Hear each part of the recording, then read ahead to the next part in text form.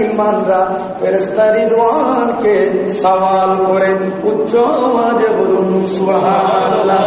তখন রিদওয়ান কি উত্তর দেয় দেখেন, ফায়াকুলু হাদা শাহরু রমাদান। সুবহানাল্লাহ। তখন জান্নাতের ফেরেশতা রিদওয়ান উনি জবাব দেয়, হাদা শাহরু রমাদান, ও জান্নাতের হুরেরা তোমরা জেনে রাখো এটা হচ্ছে রমজানুল মুবারক মাস।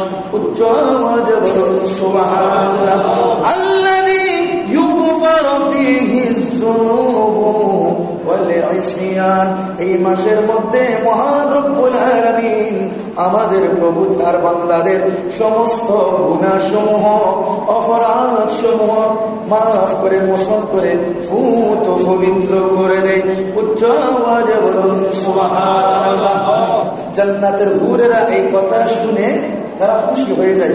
খুশি হয়ে তারা কি বলে, فيقولن يا ربنا اجعلنا في هذا الشهر من عبادك أزواجا। سبحان الله।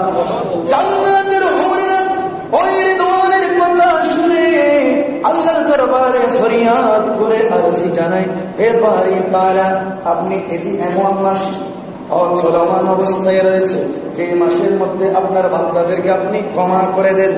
আমরা আপনার দরবারে আরজি জানাচ্ছি, ইয়া বারি তাআলা, আপনি আমাদেরকে এই মাসের মধ্যে আমাদের জন্য এমন এমন স্বামীরা আমাদের জন্য নিযুক্ত করে দেন। সুবহানাল্লাহ।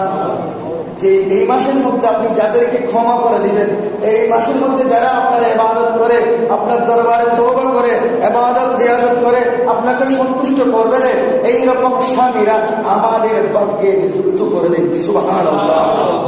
তাকিরু আয়ুনুনা বিহিম, যাদেরকে দেখে আমাদের অন্তর শান্তি হয়ে যাবে, ওই রকম স্বামীরা আমাদের পাকে নির্ধারণ করে দিন।